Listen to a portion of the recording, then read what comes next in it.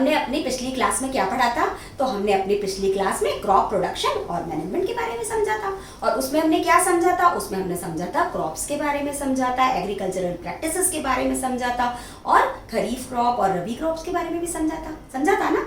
और अगर आपने वो क्लास मिस कर दी हो तो मैं डिस्क्रिप्शन बॉक्स में लिंक दे दूंगी, वहां पे जाकर आप उसको चेक कर लेना। तो अब तो आपको पता ही चल गया कि आज का हमारा टॉपिक क्या है। तो आज का हमारा टॉपिक है क्रॉप प्रोडक्शन एंड मैनेजमेंट, जिसमें हम क्या पढ़ेंगे? जिसमें हम पढ़ेंगे एग्रीकल्चरल प्रैक्टिसेस के बारे में, कुछ एग्रीकल्चर प्रैक्टिस के बारे में हम जानेंगे। तो यहाँ पर हम एग्रीकल्चरल प्रैक्टिसेस को एक बार और रिवाइज कर लेते हैं कि उसमें कौन कौन से स्टेप्स होते हैं। तो उसमें कौन कौन से स्टेप्स हैं? उसमें फर्स्ट स्टेप है preparation of soil, then sowing, then adding manure and fertilisers, फिर irrigation, then protection from weeds, और लास्ट में हार्वेस्टिंग एंड स्टोरेज। ये स्टेप्स थे किसके? एग्रीकल्चरल प्रैक्टिसेस के, जो कि किसान अपने खेत में करते हैं एक बहुत बड़ी क्वांटिटी में क्रॉप को ग्रो करने के लिए। ठीक है, तो इसके जो स्टेप्स हैं इनको हम वन बाय वन पढ़ेंगे। तो आज की क्लास में हम क्या पढ़ेंगे? आज की क्लास में हम preparation of soil and then sowing के बारे में समझेंगे। ठीक है, तो सबसे पहले हम समझते हैं प्रिपरेशन ऑफ सॉइल के बारे में कि प्रिपरेशन ऑफ सॉइल होती क्या है, और ये समझेंगे कि प्रिपरेशन ऑफ सॉइल की जरूरत क्या है, मतलब सॉइल की प्रिपरेशन की क्या जरूरत है हमको। तो इसके लिए हम एक बार क्रॉप के बारे में समझ लेते हैं कि क्रॉप होती क्या है ना, व्हाट इज क्रॉप। तो क्रॉप के बारे में जैसे हमने अपने पिछली क्लास में पढ़ा था कि क्रॉप क्या होती है, जब हम एक बहुत लार्ज स्केल पे जब हम सेम टाइप के प्लांट को ग्रो करते हैं, सेम टाइप के प्लांट्स को ग्रो करते हैं, तो हम उसे क्या कहते हैं? उसे हम क्रॉप कहते हैं, है ना। अब जी ये जो क्रॉप हम ग्रो करते हैं उसके लिए हमें क्या चाहिए? उसके लिए हमें सॉइल चाहिए। अब हवा में तो क्रॉप को ग्रो कर नहीं सकते हैं, तो अब जब हमें सॉइल चाहिए तो उसकी हमें बहुत अच्छी सी प्रिपरेशन भी करनी पड़ेगी कि जितनी अच्छी सॉइल होगी उतना ही अच्छा हमारा प्लांट होगा, या उतनी ही अच्छी हमारी क्रॉप होगी, है ना। तो बहुत अच्छी क्रॉप करने के लिए, बहुत अच्छी क्रॉप को ग्रो करने के लिए हमारी सॉइल भी उतनी ही अच्छी होनी चाहिए।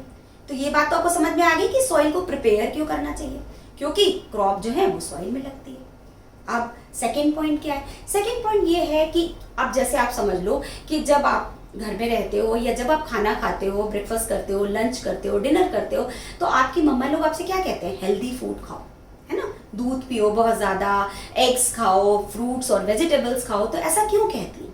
ऐसा इसलिए कहते हैं कि आपको जो भी आपके बॉडी में जो भी मिनरल्स, विटामिन्स और न्यूट्रिएंट्स चाहिए वो आपको प्रॉपर तरीके से मिल पाए, जिससे आपकी ग्रोथ जो है वो बहुत अच्छे से हो पाए।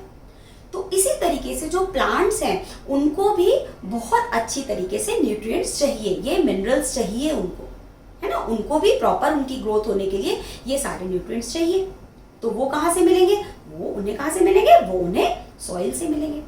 तो अभी तक तो हमें ये पता था कि प्लांट को हम कहीं पे लगाते हैं, पॉट में लगाते हैं और उसमें पानी डाल देते हैं तो प्लांट जो है वो ग्रो कर जाता है। तो आपने ये भी देखा होगा कि जब हम माली को बुलाते हैं या कभी खुद भी हम उसमें खाद डालते हैं, है ना, मैन्योर्स डालते हैं, फर्टिलाइजर्स डालते हैं। वो क्यों डालते हैं? वो इसलिए डालते हैं कि उसमें क्या होते हैं? मिनरल्स होते हैं जो कि प्लांट को चाहिए। अब जब हम बड़े स्केल पे, जब फार्मर्स बहुत बड़े स्केल पे क्रॉप को ग्रो करते हैं, तो उतनी बड़ी जो जमीन है, जो इतना बड़ा फार्म है, उसमें क्या चाहिए? सॉइल में उसमें भी हमें मैन्योर चाहिए, फर्टिलाइजर्स चाहिए, जिससे कि जो प्लांट है वो बहुत अच्छे से ग्रोथ कर जाए और उसमें उनको बहुत सारे न्यूट्रिएंट्स मिल जाए, विटामिन्स मिल जाए और मिनरल्स मिल जाए। ठीक, तो अब क्या करेंगे? अब इसके लिए हमें क्या करना पड़ता है? उसमें खाद डालनी पड़ती है। तो ये तो हमें करना पड़ता है, लेकिन आपको पता है कि सॉइल में अपने से ही बहुत सारे मिनरल्स होते हैं, है ना, बहुत सारे न्यूट्रिएंट्स होते हैं, अपने से ही उसमें होते हैं, है ना। तो वो क्या है? वो जैसे मान लो सॉइल प्लांट है, उसको बहुत सारे क्वांटिटी में बहुत सारे मिनरल चाहिए। वो क्या है? जैसे कैल्शियम है, फास्फोरस है, पोटेशियम है, नाइट्रोजन है, ये सारी चीजें प्लांट की प्रॉपर ग्रोथ के लिए चाहिए। तो वो कहाँ होती है? वो सॉइल में होती हैं। तो अब इन न्यूट्रिएंट्स को क्या कहते हैं? इन न्यूट्रिएंट्स को हम कहते हैं मैक्रो न्यूट्रिएंट्स। इनको हम क्या कहेंगे? Macro nutrients. क्यों?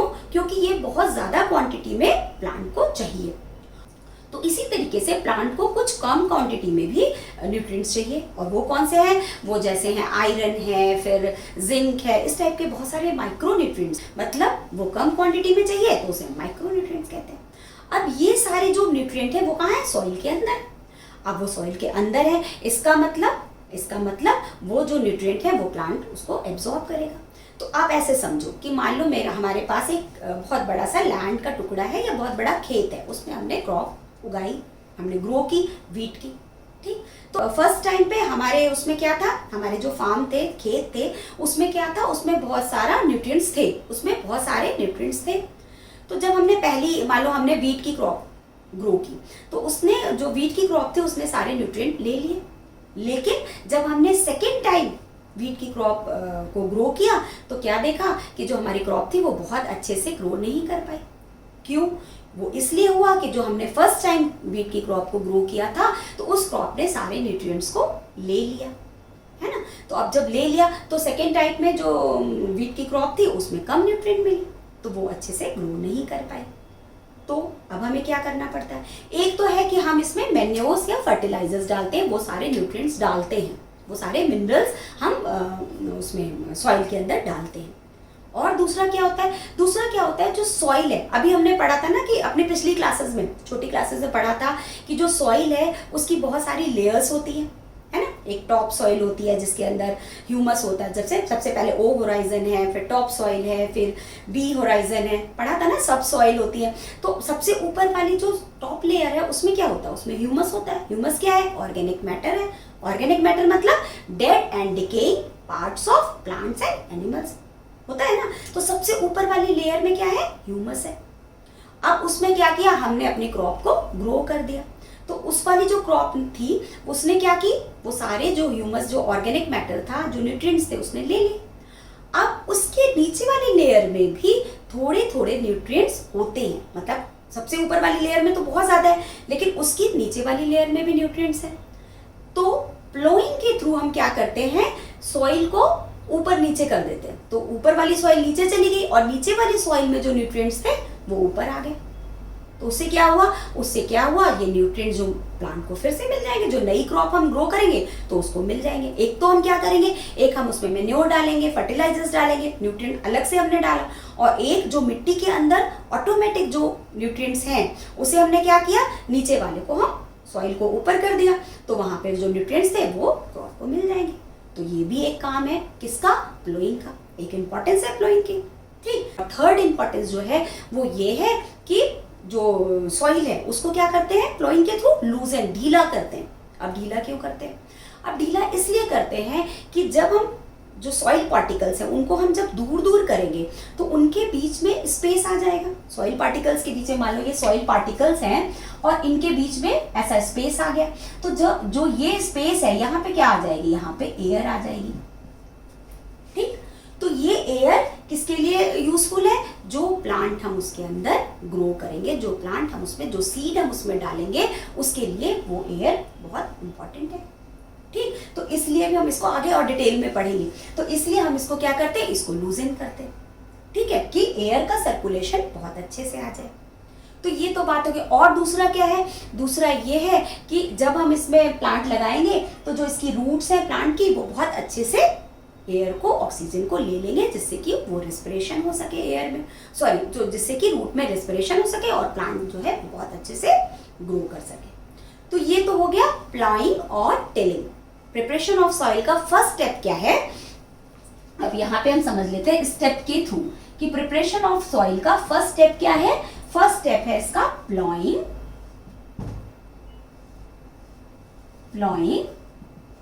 और टिलिंग, और सेकेंड स्टेप इसका क्या है, लेवलिंग। ठीक, तो फर्स्ट स्टेप में हमने प्लॉइंग और टिलिंग समझ ली कि क्यों जरूरत है प्लॉइंग और टिलिंग की। तो फर्स्ट क्या हो गया इसका इंपॉर्टेंस प्लॉइंग का, कि फर्स्ट इंपॉर्टेंस ये हो गई कि इसको जो प्लांट्स को न्यूट्रिएंट्स चाहिए होते हैं, मैक्रो और माइक्रो न्यूट्रिएंट्स चाहिए होते हैं जो सॉइल में होते हैं, तो जब हम सेकेंड टाइम क्रॉप को ग्रो करते हैं तो हम सॉइल को मिक्स कर देते हैं, मतलब ऊपर वाली सॉइल को हम नीचे कर देते हैं और नीचे वाली सॉइल की लेयर को ऊपर कर देते हैं, जिससे जो नीचे न्यूट्रिएंट्स हैं वो ऊपर चले जाए। तो एक तो ये इंपॉर्टेंस हो गई हमारी प्लॉइंग की और टिलिंग की। सेकेंड इंपॉर्टेंस क्या है, सेकेंड इंपॉर्टेंस ये है कि हम जो सॉइल है उसको लूजन कर देते हैं, जिससे एयर का सर्कुलेशन अच्छे से हो जाए और जो सीड उसके अंदर हो वो उनमें से जब रूट और शूट निकलेगी तो उन्हें प्रॉपर तरीके से एयर मिल सके उसकी रूट को, जिससे कि प्लांट जो है वो बहुत अच्छे से ग्रो कर सके। और इसमें हम बाहर से भी मैन्योर और फर्टिलाइजर्स डालते हैं, जिससे कि जब हम प्लॉइंग करें तो वो जो मैन्योर और फर्टिलाइजर्स हैं वो सॉइल में बहुत अच्छे से मिक्स हो जाए। जितना अच्छा मिक्स होंगे उतने ही अच्छे से क्या होगा, उतने ही अच्छे से क्रॉप जो है वो हमारी ग्रो करेगी। तो ये तो इंपॉर्टेंस हो गई प्लॉइंग और टिलिंग की। ठीक, अब नेक्स्ट क्या है, लेवलिंग। अब ये क्या है, तो लेवलिंग में क्या होता है कि हम जो सॉइल है, जब हमने उसको क्या किया, बहुत अच्छे से प्लो कर दिया, बहुत अच्छे से ऊपर नीचे कर दिया, लूजन कर दिया, उसके बाद हम उसको किसी इंस्ट्रूमेंट के थ्रू लेवल कर देते हैं। लेवल कर देते हैं मतलब एक बहुत लकड़ी का बहुत भारी सा पट्टा जैसा होता है या लोहे का होता है, आयरन का होता है, उससे हम उसको लेवल कर देते हैं। अब उसको हम लेवल क्यों करते हैं, तो उसको हम लेवल इसलिए करते हैं कि मान लो हमने तो सॉइल को बहुत ज़्यादा लूज कर दिया, तो जब बहुत तेज हवा चलेगी तो वो जो हमारी जो बहुत अच्छी सॉइल है, न्यूट्रिएंट रिच सॉइल है, वो क्या होगी, हवा के साथ उड़ जाएगी। फिर हमारी जो प्लांट है जो हम लगाएंगे, जो सीड उसके अंदर लगाएंगे, तो क्या होगा, उससे उसको प्रॉपर न्यूट्रिएंट नहीं मिल पाएगा, तो टॉप लेयर थी वो तो उड़ गई हवा के साथ। तो फिर तो उसके लिए हम क्या करते हैं, सॉइल को लेवल कर देते हैं। और क्यों लेवल करते हैं, अब मान लो आपने सॉइल में पानी डाला, मॉइस्चर होना चाहिए सॉइल में, तो जब हम सॉइल में पानी डालेंगे, मॉइस्चर होगा, तो सॉइल के क्या होंगे, मोटे मोटे से क्रम्स बन जाएंगे, मतलब बहुत बड़े बड़े से एक टुकड़े बन जाएंगे, है ना। तो जब वो बड़े बड़े से टुकड़े बन जाएंगे तो उन्हें भी हमें फ्लैटन करना है। तो अगर हम उसको फ्लैटन नहीं करेंगे तो उसमें जो क्रॉप है वो अच्छे से ग्रो नहीं कर पाएगी। तो ये भी एक काम हो गया लेवलिंग। तो लेवलिंग क्या हो गई कि पहले तो जो हमारी टॉप न्यूट्रिएंट है उसको हम, टॉप न्यूट्रिएंट की जो लेयर है उसको हम उड़ने नहीं देना चाहते हैं कि बहुत तेज से विंड चली और वो उड़ गई, तो वो भी हम नहीं चाहते, इसलिए हम उसको लेवल करेंगे। दूसरा क्या है कि जो बड़े बड़े से मिट्टी के टुकड़े इकट्ठे हो गए हैं उसे भी हम प्रॉपर तरीके से फ्लैटन करेंगे, जिससे उसमें क्रॉप अच्छे से लग जाए। तो ये हो गया लेवलिंग। ठीक, तो अभी हमने क्या समझा, अभी हमने समझा इंपॉर्टेंस ऑफ प्लॉइंग और टिलिंग और इंपॉर्टेंस ऑफ लेवलिंग। अब नेक्स्ट स्टेप क्या आता है कि ये जो प्लॉइंग होती है वो होती कैसे है ना। अब प्लॉइंग होती कैसे, तो प्लॉइंग क्या है, उसके 3 मेथड्स हैं। पहले प्लो के थ्रू करते हैं, या हो के थ्रू करेंगे, या कल्टीवेटर के थ्रू करेंगे। तो ये तीनों क्या है, ये एक टूल्स हैं या इंस्ट्रूमेंट्स हैं जिनके थ्रू क्या होता है, प्लॉइंग होती है। तो इसमें क्या होता है, इसमें जब हम लोग के बहुत पुराने, बहुत पहले से हमारे यहाँ फार्मिंग हो रही है, पता है ना, एग्रीकल्चर की प्रैक्टिसेस बहुत पहले से चल रही हैं। पिछली क्लास में मैंने बताया था कि 12,000 ईयर्स पहले से ही एग्रीकल्चर के बारे में हमको पता है। तो तब भी क्या होता था, जो खेत को, जो फार्म है या जो खेत है, उसको हम लोग कैसे प्लो करते थे, या हम उसको कैसे जोतते थे, उसको हम प्लो के थ्रू जोतते थे। तो अब प्लो क्या होता है, तो प्लो क्या है, जैसे आप इस डायग्राम में देख रहे हो, प्लो में क्या है, एक ये देख रहे हो, ये जो नाइफ जैसा स्ट्रक्चर है ये क्या है, प्लो शेयर है। और ये क्या है, जो लंबा सा लकड़ी का टुकड़ा दिख रहा है ये क्या है, ये प्लो शाफ्ट है। और इसके पीछे ये जो छोटा छोटा आपको दिख रहा है, डायग्राम में तो छोटा है लेकिन ये बहुत बड़ा होता है, तो बहुत बड़ा लकड़ी का टुकड़ा होता है जिसे हम कहाँ करते हैं, बुल के ऊपर रखते हैं। आपने देखा है ना फार्म्स में, खेतों में कैसे किसान प्लोइंग करते हैं, वो प्लो के थ्रू करते हैं। और वो प्लो का जो एक बड़ा सा लकड़ी का टुकड़ा होता है वो बुल के शोल्डर्स पे रखा जाता है ना। और फिर उससे क्या जुड़ा होता है, प्लो शॉफ्ट, उससे क्या जुड़ा होता है, उससे प्लो शैफ्ट के थ्रू ये प्लो शेयर जुड़ा होता है। अब ये प्लो शेयर क्या है, ये प्लो शेयर नाइफ के जैसा स्ट्रक्चर होता है ना, नुकीला सा स्ट्रक्चर होता है। अब इसमें क्या होता है, ये मिट्टी के अंदर दबा होता है। अब जैसे जैसे बुल्स आगे चलते हैं, है ना, फार्मर बुल्स को आगे करते हैं, वैसे वैसे ये जो है ये मिट्टी को ऐसे खोदता हुआ चलता चला जाता है। ऐसे मान लो कि हम खुरपी से तो हाथ से मिट्टी को खोदते हैं, लेकिन ये क्या करता है, ये बड़ा होता है थोड़ा, तो जैसे जैसे बुल आगे जाता है वैसे वैसे ये इसका जो प्लो शेयर है ये भी आगे आगे जाता है। तो इससे क्या होता है, मिट्टी जो होती है वो ढीली होती जाती है, उसको खोदते खोदते वो आगे जाता है। तो इसे हम क्या कहेंगे, इसे हम कहते हैं प्लो। ठीक, अब इसमें क्या होता है, इसमें बुल्स को फार्मर जो है वो आगे आगे लेके जाता है, तो उसके साथ ही साथ ये प्लो शेयर भी आगे आगे चलता जाता है। क्यों, क्योंकि इसके पीछे ये जो बड़ा सा लकड़ी का डंडा लगा हुआ है वो कहाँ होता है, बुल से अटैच होता है। तो जैसे जैसे बुल जाएगा उसके साथ साथ ये भी जाएगा, और जब ये जाएगा तो वो मिट्टी को खोदते हुए जाएगा। ठीक, अब बहुत सारी जगह पे कैमल पे भी देखा होगा आपने, जब खेतों पे गए होंगे, कभी राजस्थान साइड में गए होंगे तो आपने देखा होगा कैमल भी ये काम करते हैं। बहुत जगह हॉर्स भी ऐसे प्लो को लेके जाते हैं।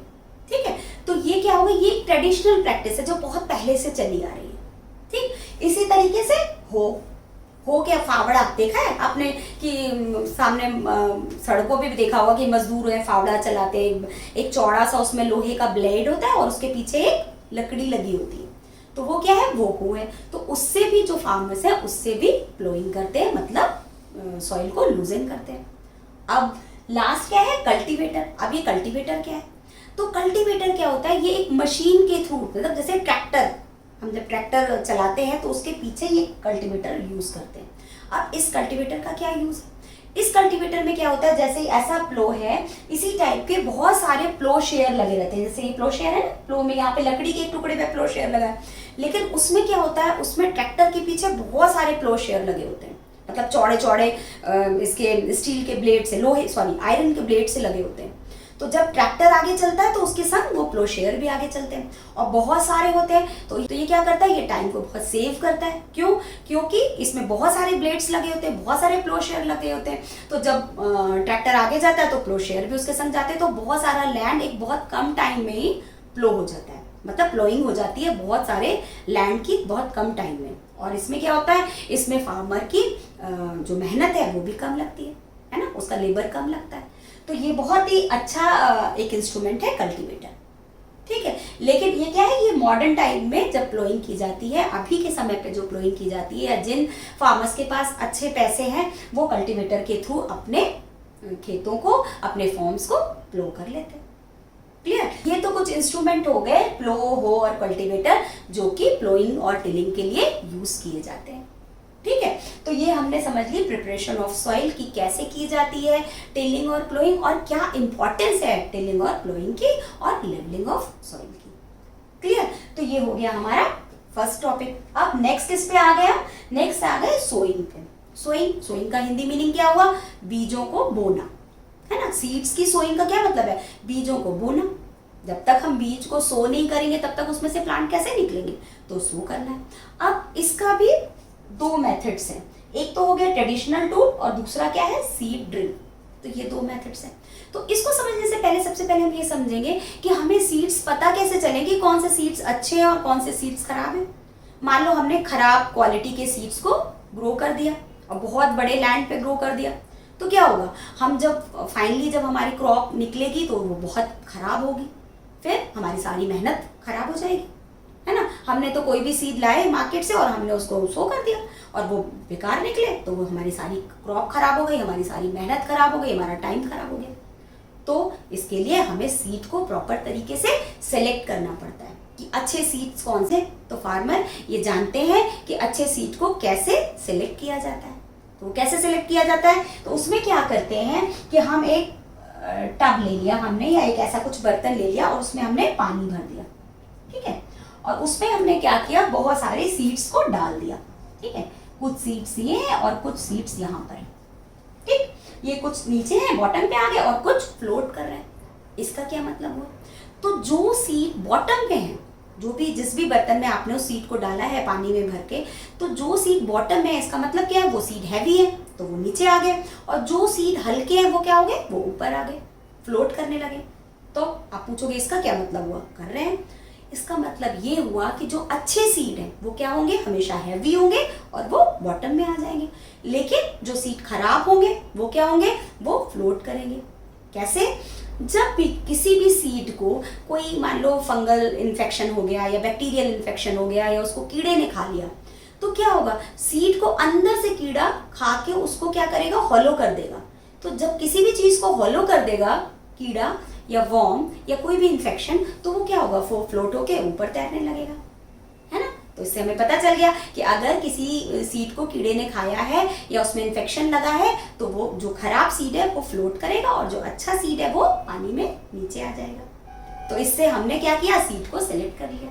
तो ये तो हो गया सीड सिलेक्शन। अब सीड को बड़े बड़े फार्म्स में, खेतों में हमको बोना है। तो जो पहले से जब हो रहा है, जो मतलब बहुत ट्रेडिशनल मेथड है जो पहले चलता था, उस मेथड में क्या करते थे, सीड को हम ऐसे ऐसे स्कैटर्ड कर देते थे, मतलब खेतों में ऐसे ऐसे हाथ से डाल के फैला देते थे। तो उसमें क्या होता था, बहुत ज्यादा मेहनत तो लगती नहीं थी और सीड फैल जाते थे। फिर इसमें क्या बुराई है, आप पूछोगे कि ये मेथड में क्या खराबी है। इस मेथड में क्या खराबी है, अच्छा इससे पहले आप ये समझ लो कि इस मेथड को कहते क्या थे। इस मेथड को हम कहते थे ब्रॉडकास्टिंग। तो स्कैटरिंग ऑफ सीड्स को हमने क्या कहा, तो स्कैटरिंग ऑफ सीड्स को हमने कहा ब्रॉडकास्टिंग। ये इंपॉर्टेंट है, याद रखना कि जो ट्रेडिशनल मेथड होता है उसे हम कहते हैं ब्रॉडकास्टिंग, जिसमें कि हम क्या करते हैं, सीड्स को खाली फैला देते हैं। अब इसमें क्या खराबी है ट्रेडिशनल मेथड में? तो अगर आप मान लो आपने सीड को फैला दिया, ऐसे ऐसे करके दूर दूर तक फैला दिया, अब इसमें आपको ये नहीं पता चला कि सीड जो है वो कितने डिस्टेंस पे फैले लैंड में, है ना। हो सकता है कि बहुत सारे सीड्स एक ही जगह पे इकट्ठे हो गए और बहुत सारे सीड्स में अलग बहुत ज्यादा गैप हो गया, तो ये तो गड़बड़ हो गया कि अगर मान लो बहुत सारे सीड्स एक जगह पे हो गए तो क्या हुआ, तो उन सीड्स में कंपटीशन हो जाएगा जब वो ग्रो करेंगे। तो किसके लिए? क्योंकि वो बहुत कम जगह पे सीड्स पड़े हैं, तो उसमें जो क्रॉप निकलेगी तो वो किस में कंपटीशन होगा, उसमें उन क्रॉप में कंपटीशन होगा। किस चीज का? न्यूट्रिएंट्स का होगा, सनलाइट का होगा, वाटर का होगा। तो वो क्रॉप जो है वो बहुत अच्छे से ग्रो नहीं कर पाएंगे। और अगर वो सीड बहुत दूर दूर पे है तो किस चीज की वेस्टेज होगी? हमारे फार्म की, हमारे खेतों की वेस्टेज होगी, क्योंकि हमने बहुत दूर दूर पे क्रॉप लगा दी, जबकि हम थोड़े पास पास लगा सकते थे, हमें ज्यादा क्रॉप मिल जाती। तो पहली तो इसकी जो डिसएडवांटेज है वो ये हो गई कि हमें यही नहीं पता कि सीड को कितनी दूरी चाहिए। ठीक, अब मान लो हमने सीड को डाल दिया, तो जब हमने सीड को फार्म में डाला तो हमें ये नहीं पता कि सीड जो सॉइल है उसके कितने अंदर गई, सीड जो है वो सॉइल के कितने अंदर गया। अब सीड तो सॉइल के ऊपर ऊपर है, तो बहुत सारी बर्ड्स आई, बहुत सारी चिड़िया आई और इस सीड्स को उन्होंने खा लिया। तो मान लो हमने 100 सीड्स लगाए तो 50 तो चिड़िया ही खा के चली गई, 50 सीड्स उसमें चिड़िया खा के चली गई, तो हमारा तो लॉस हो गया कि हमने लगाए तो थे 100 सीड्स और हमें लग रहा था 100 क्रॉप्स होंगी, 100 प्लांट्स होंगे, लेकिन हुआ क्या, हमें 50 प्लांट्स मिले खाली, बाकी 50 तो जो बर्ड्स थी वो खा के चली गई। तो ये भी एक नुकसान हो गया हमारा, काफी लॉस हो गया। फिर थर्ड लॉस क्या है कि जो सीड है उसको प्रॉपर डेप्थ नहीं मिली। जैसे हमने बताया कि मान लो कोई अंदर चले भी गए तो प्रॉपर तरीके से सॉइल के अंदर नहीं गए, तो जब प्रॉपर तरीके से सॉइल के अंदर नहीं जाएंगे तो अच्छी क्रॉप नहीं होगी। तो ये हो गए ट्रेडिशनल मेथड जो कि ब्रॉडकास्टिंग थे उसके डिसएडवांटेज। और एडवांटेज क्या है कि इसमें टाइम कम लगता है, लेबर कम लगता है, कि हमने ऐसे ऐसे करके फैला दिया सब। ठीक है, तो ये तो हो गई कुछ बातें। अब हम आते हैं सेकेंड मेथड पे। तो सेकेंड मेथड क्या है? Seed drill. ये है मॉडर्न मेथड। अब इसमें क्या होता है? अब इसमें क्या होता है, एक फनल लाइक स्ट्रक्चर होता है। ये मान लो ऐसा फनल देखिए आपने सबने, ऐसा स्ट्रक्चर होता है। ये फनल लाइक स्ट्रक्चर है और इसके नीचे क्या होती है, एक ट्यूब लगी रहती है, अटैच होती है। इस फनल लाइक स्ट्रक्चर से ट्यूब अटैच रहती है। अब इसमें क्या करते हैं, इसमें जो फार्मर है इसके अंदर सीड डालते हैं और ये ट्यूब लाइक स्ट्रक्चर से ये जो सीड है वो कहाँ जाता है, सॉइल के अंदर चला जाता है। और वो कैसे जाता है, तो इस जो फनल लाइक स्ट्रक्चर है, ये जो सीड ड्रिल है, इसको किससे अटैच करते हैं, इसको अटैच करते हैं प्लो से। ठीक, तो अब जो ये स्ट्रक्चर है, जो सीड ड्रिल है, जब इसको इससे अटैच कर दिया तो जैसे जैसे किसान इस प्लो को लेके आगे चलता है तो वैसे वैसे जो होता है वो सीड होता है वो फनल से होता हुआ, ट्यूब से होता हुआ कहाँ जाता है, वो जमीन में जाता है। तो आगे आगे बढ़ता जाता है किसान और उसके पीछे पीछे क्या होता है, सीड उसमें थोड़ी थोड़ी दूरी पे, मतलब प्रॉपर डिस्टेंस में सीड जो होता है वो उसके अंदर, सॉइल के अंदर दबता चला जाता है, मतलब सो होता चला जाता है। ठीक, तो इसमें क्या होता है, इसमें सीड को प्रॉपर डिस्टेंस मिलता है, मतलब एक जगह तो सीड सारे जो है वो नहीं पड़े, क्योंकि जो फार्मर है वो आगे चलता जा रहा है फ्लो को लेके, तो सीड में डिस्टेंस आ गया। तो ये बहुत अच्छी चीज है। दूसरी क्या अच्छी चीज है इसमें, दूसरी ये अच्छी चीज है कि जो उसको जो सीड है उसको प्रॉपर डेप्थ मिलती है, मतलब ये नहीं कि वो बहुत नीचे चला गया या बहुत ऊपर रह गया। तो अब क्या होता है, जब उसमें सीड को प्रॉपर डेप्थ मिलती है तो वो बहुत अच्छे से ग्रो करता है। अगर मान लो बहुत नीचे चला गया तो आपको पता है कि जो बहुत नीचे की लेयर है वो हार्ड होगी, तो जब वो बहुत हार्ड होगी तो उसमें सीड जो है वो अच्छे से ग्रो नहीं कर पाएगा। तो सीड को प्रॉपर डेप्थ मिल गई, तो ये भी इसका एडवांटेज है। ठीक, अब आज के टाइम में क्या होता है कि एक तो ये फनल लाइक स्ट्रक्चर है, इसको हम इस पे फ्लो पे इसको हमने कनेक्ट कर दिया, लेकिन अब मॉडर्न टाइम में जब मान लो हम बहुत सारे पैसे इन्वेस्ट कर सकते हैं अपने फार्मिंग में, अपने एग्रीकल्चर में, तो क्या करेंगे, हम एक ट्रैक्टर लेंगे और ट्रैक्टर में इस टाइप के स्ट्रक्चर को हम अटैच कर देंगे। ये जो फनल लाइक स्ट्रक्चर है, सीड ड्रिल है, तो उसमें क्या होता है कि बहुत सारे सीड ड्रिल हम एक साथ अटैच कर देते हैं, किसमें, ट्रैक्टर में। अब क्या होता है, बहुत बड़े खेत को हमने जब बहुत सारे सीड ड्रिल उस पर अटैच कर दिए तो क्या होगा, तो बहुत कम टाइम में जो सीड है वो सो हो जाएंगे बहुत बड़े से फार्म में। तो हमारी मेहनत भी बच गई, हमारा टाइम भी बच गया और बहुत प्रॉपर तरीके से सीड जो है वो सो हो गए। तो जो ट्रेडिशनल मेथड है उसे हम कहते हैं ब्रॉडकास्टिंग और दूसरा मेथड है सीड ड्रिल। सीड ड्रिल में क्या होता है, उसको प्लो के थ्रू भी हम अटैच करके सीड को सो कर सकते हैं और हम ट्रैक्टर के थ्रू भी बहुत ज़्यादा सीड ड्रिल, बहुत सारे सीड ड्रिल को ट्रैक्टर में अटैच करके उससे भी हम सो कर सकते हैं सीड को। तो ये तो हो गए कुछ मेथड्स सीड को सो करने के। तो आज की क्लास में हमने क्या पढ़ा, आज की क्लास में हमने प्रिपरेशन ऑफ सॉइल पढ़ लिया और सोइंग पढ़ ली और हमने ये भी जाना कि इम्पोर्टेंस क्या है, सॉइल को प्रिपेयर करने की क्या इम्पोर्टेंस है और सोइंग की क्या इम्पोर्टेंस है और कैसे हम सीड को सिलेक्ट करेंगे। तो मुझे लगता है कि मैंने बहुत अच्छे से आपको ये सारी चीज़ें समझा दी हैं, लेकिन फिर भी अगर आपको कोई प्रॉब्लम है, आपके कोई क्वेश्चंस है, तो आप क्या करोगे, आप कमेंट बॉक्स में जाके मुझसे पूछ लोगे। और आपको क्या करना है, अगर आप मेरे चैनल पे नए हो तो इस चैनल को सब्सक्राइब करना है और इस चैनल को ज़्यादा से ज़्यादा शेयर करना है, जिससे और बच्चे भी इस चैनल को देख सकें, है ना। तो मिलते हैं एक नए टॉपिक के साथ नेक्स्ट क्लास में, तब तक के लिए बाय।